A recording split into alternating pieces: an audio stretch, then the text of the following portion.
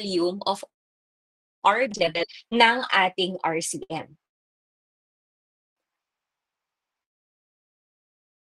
You understand? So, ibig sabihin, we are constantly producing red blood cells, and because at ang level ng red cells natin. So what will happen? For example, the production is more than the destruction, right? Kasi if you remember the RBC kinetics,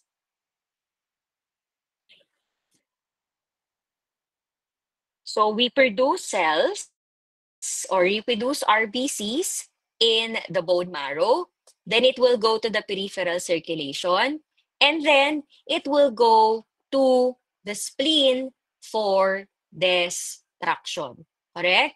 And then after that, magsisignal ulit tayo na we are in need again of a new set of red blood cells that the brain will signal naman the bone marrow to produce red blood cell, right? And the cycle continues. Ngayon, that is the recommended, or that is the normal erythroid kinetics or the RBC kinetics. Now, what will happen kung merong defect? Let's say, for example, more destruction than production. So that will lead, right? Or there is a problem in the bone marrow, right? So that will lead to anemia, which is decreased RBC in the circulation. And then when you say excessive amount of RBC in the peripheral circulation. Okay? Now, these disorders are of two types. So we have we have absolute and relative. When you say absolute, that is the true decrease or increase in your RCM, meaning to say it's really the RBC which is the problem. No, you have low RBC or you have high RBC or red cell mass. But when you say relative anemia, you have a normal RBC mass or red cell mass, but because of shift in the fluid, nag-shift yung fluid natin. So let's say, for example, sa relative anemia, nag-shift from the extravascular papunta sa intravascular. So ano nangyari? Ayan, nag-increase ngayon ang plasma natin. So what will happen? Ayan po, madadilute ngayon yung ating RCM. And when that happens, what will happen to our red blood cell? Pag na-dilute po ang ating RCM, magdi-decrease ang red cell mass. But definitely, if we're going to talk about the red cell, hindi naman po talaga siya bumagsak, no? Hindi naman po talaga siya bumaba. It just happened that it was diluted, no, by the increase in the plasma volume. And in opposite, no, situation, pwede rin mangyari ang shift ng fluid from intra naman to extra. So that could happen as well, no? So halimbawa, from intra, palabas naman po sa tissue. So that will now be called as relative erythrocytosis. So decrease in the plasma volume. And ano naman yung mga related conditions? Sa relative anemia, kaya nadadilute yung RCM natin in case of hyperproteinemia.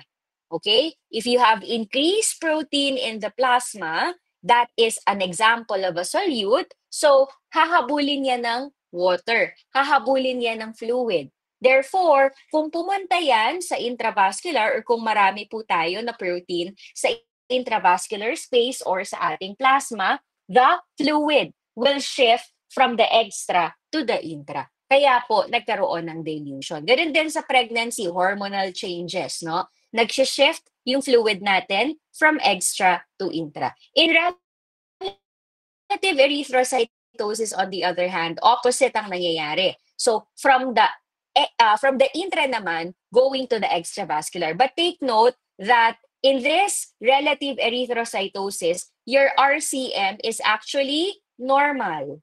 Okay? Normal lang RCM dyan. Alright?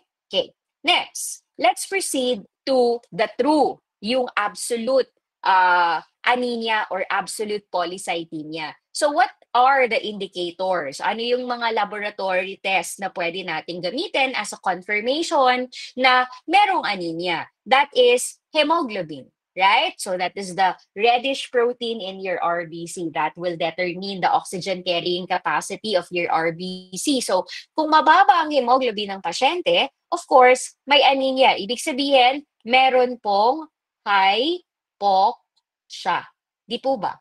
Right? And then when you say polycythemia, on the other hand, that is increase naman in the RCM. Mas maganda pong gamitin ang hematocrit. So increase ang hematocrit value. So that indicates naman hypervolemia and hyperviscosity. When you say hypervolemia, you have increased plasma volume. Bakit mag-i-increase ang plasma volume?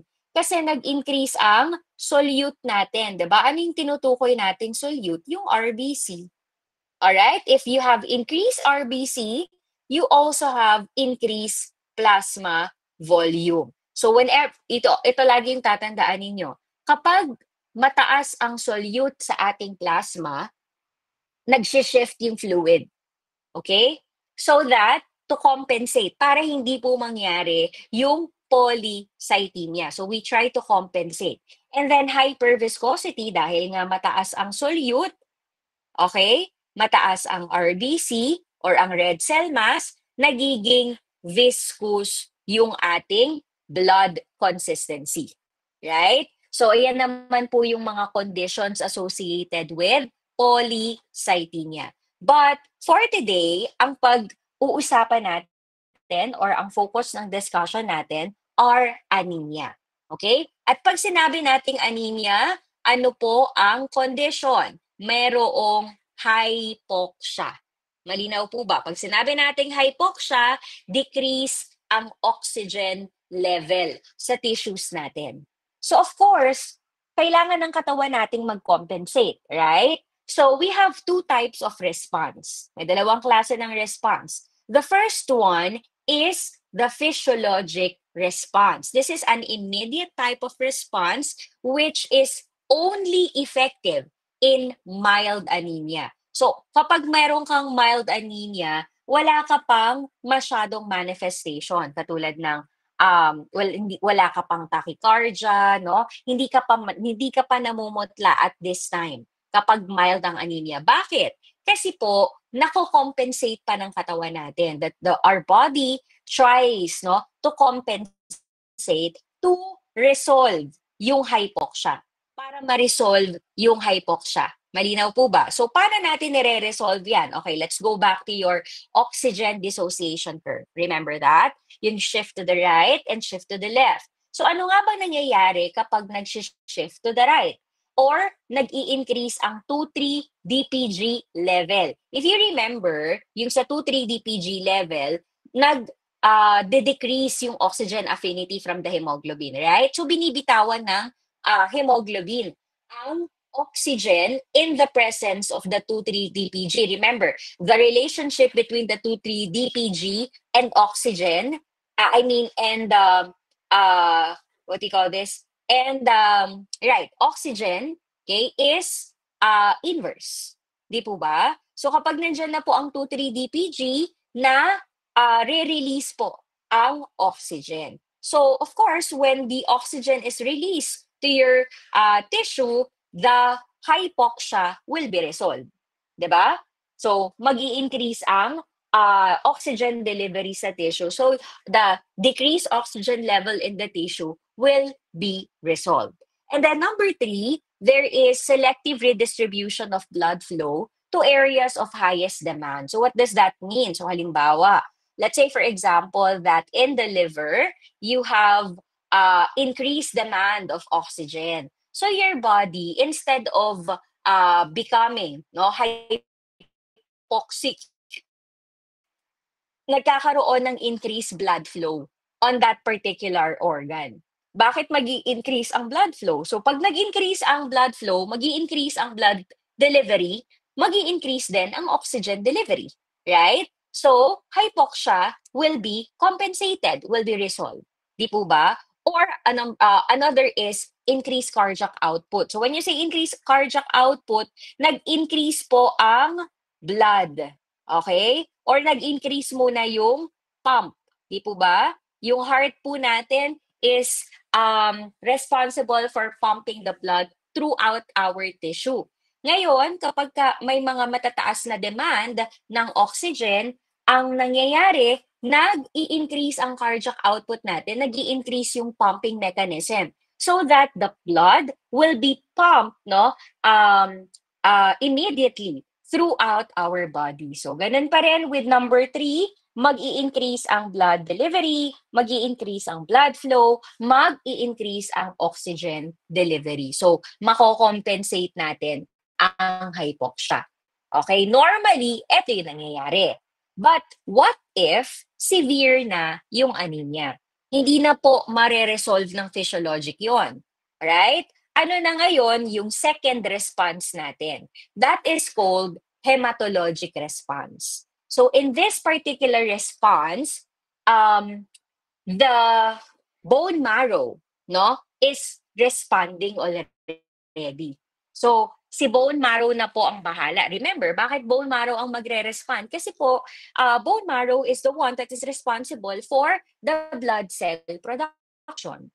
Correct? For the erythropoiesis. So, of course, kung kulang ang RBC sa peripheral circulation, kakailanganin natin ng tulong ng bone marrow. Correct? But, this is not an immediate response. Meaning, 1 week pa bago to mag-manifest. 1 week pa bago makita na even though it's low, it is more effective than the physiologic. That's why this is more or this is better compared to the physiologic response in combating the severe type of anemia.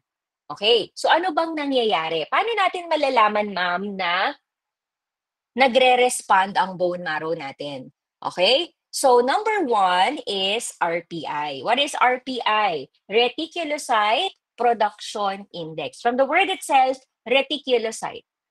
Ibig sabihin, nagpo-produce tayo ng reticulocyte from the bone marrow. That's called shift reticulocyte from the bone marrow. Bakit, ma'am? Meron bang mga nasa peripheral circulation? Review your production, review your erythropoiesis, 'di ba? 1% of the erythrocytes, I mean 1% of the reticulocyte, okay, are found in the peripheral circulation. Then majority are found in the bone marrow. Normally, ang mga reticulocyte na kailangan natin nanggagaling from the peripheral blood. Pero pag kailangan natin sila in this type of condition or in this scenario, nare-release na sila from the bone marrow and we call them shift reticulocytes. Understood? So, ibig sabihin, kapag na-release na ang mga reticulocyte from the bone marrow, mag-i-increase na yung ating RPI. Naiintindihan? So, that is an indication that your bone marrow is responding to anemia. So, meron bang pagkakataon, ma'am, na mag-fail ang bone marrow? Of course. Let's say, for example, intrinsic disease ang bone marrow or kulang ng hematopoietic factors.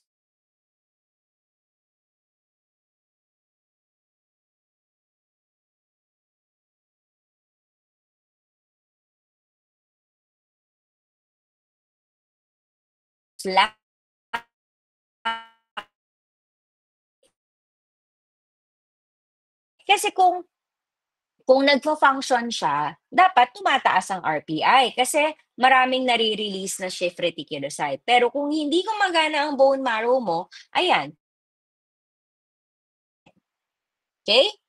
So, okay, these are the signs and symptoms which I've already mentioned earlier, ang mild anemia, physiologic response. Kapag increasing na ang severity, dyan na po natin makikita, no? Ma-observe yung hematology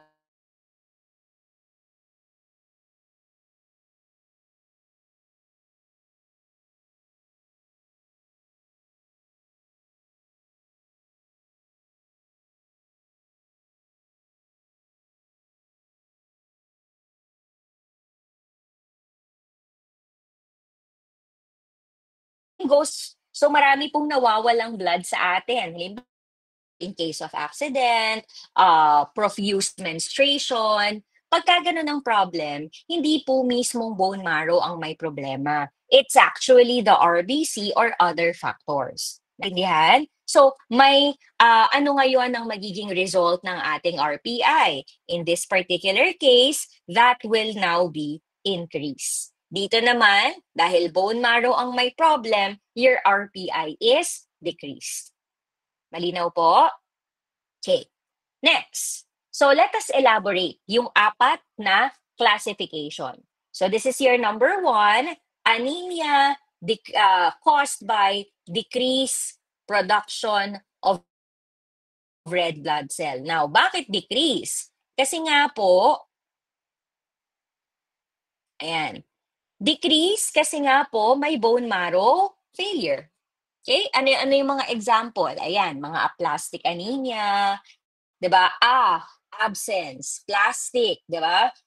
All cells. So, mababa po yung even the red blood cell.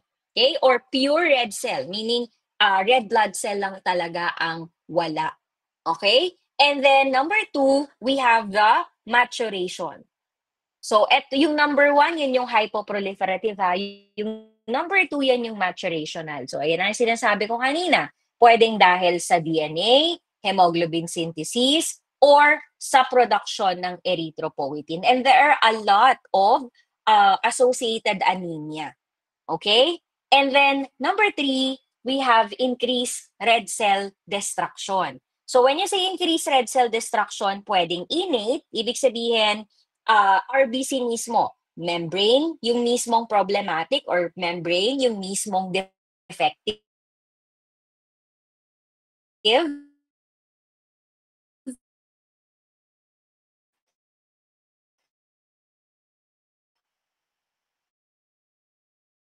or, or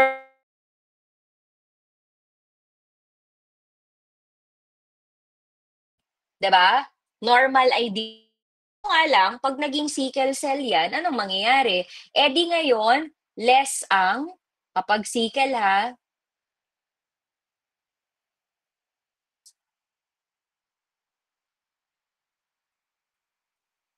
okay.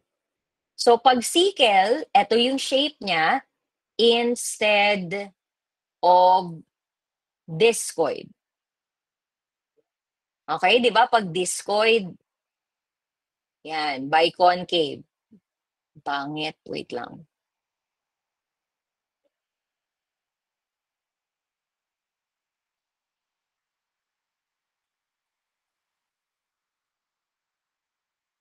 Yan, 'di ba discoid? So, kapag discoid, kung naalala ninyo, ito yung nagpo-provide ng flexibility ng red blood cell. So, 'di ba may capability siya to deform. Pag dumadaan siya sa mga maliliit na venules, maliliit na blood vessel. Eh paano kung naging sickle na siya, right? Eh di wala na po siyang capability to be flexible. So, ibig sabihin, that is this is now prone to lysis. Kaya po siya example ng hemolytic anemia. So anyway, we're going to discuss these types of anemia one by one in our next meeting. And yung RBC destruction pwede ring extrinsic because of immune causes or non-immune causes.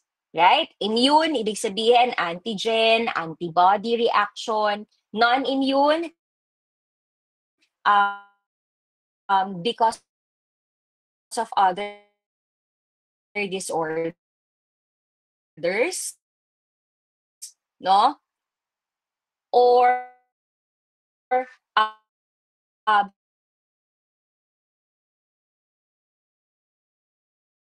mesocytosis. So, ibig sabihin, kapag mataas ang RDW, that indicates increased degree, no, of aniso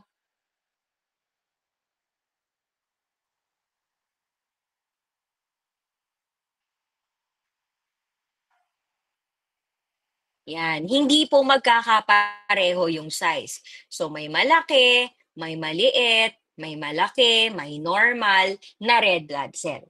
Malinaw po ba? Pero kung normal, ang RDW, it only means na homogeneous. Ibig sabihin, pag normal ang RDW,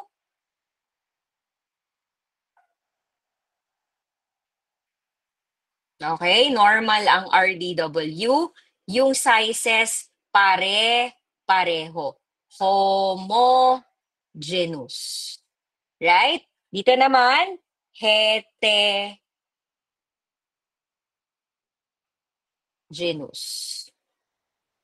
Okay po?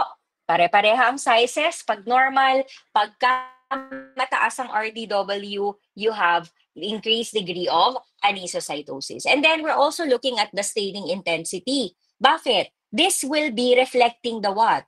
The hemoglobin. Di ba remember, hemoglobin is the reddish component or the reddish protein in our red blood cells. So, syempre, pagka less ang intensity ng stain, ibig sabihin pale. 'Di ba? Ibig sabihin konti lang hemoglobin nun. Pero kapag ka normal na red yung kulay, then normal po ang tawag dito, hemoglobin content nung RBC na yon. So meron tayong dalawa, normo and hypo. So normo, normal ang hemoglobin. Hypochromic, ano ibig sabihin? That means mababa ang concentration ng hemoglobin. Malinaw po ba? Okay? So, ano-ano ba yung mga classification? Naalala niyo yung mga na-mention natin kanina sa pathophysiologic. I-rearrange lang natin sila dito. Okay? What I mean to say is that, alamin natin in terms of, by the way, may apat tayong morphologic classification. Normo, normo, micro, hypo, micro, normo, macro, normo. Malinaw po ba? Ibig sabihin ng normo-normo, normal ang size, normal ang hemoglobin. Correct? Microcytic, maliit ang mga red blood cell at konti ang hemoglobin. Microcytic normo, konti or maliit ang RBC, pero normal ang hemoglobin content. Or malalaki yung RBC, macrocytic, pero normal ang hemoglobin content. Clear? So, we're going to talk about the different types of anemia based on their morphologic classification. So, you have here the microcytic. So, kung naaalala ninyo, ito yung mga maturation. Okay? Maturational. So, ito yung number 2, sila sideroblastic. So, hindi na natin sila mag-group dito according to pathophysiologic, katulad nito. Okay? Magkahiwalay, pwedeng may mga aplastic anemia na macro, may mga aplastic anemia na normo. Okay? And then, yung mga hemolytic anemia natin, normo sila. So, I would like you to be familiar muna with regards to their classification. Pathophysiologic man yan or morphologic classification because that will help a lot kapag diniscuss na po natin isa-isa yung mga anemia. Okay? This is another table which is in relation naman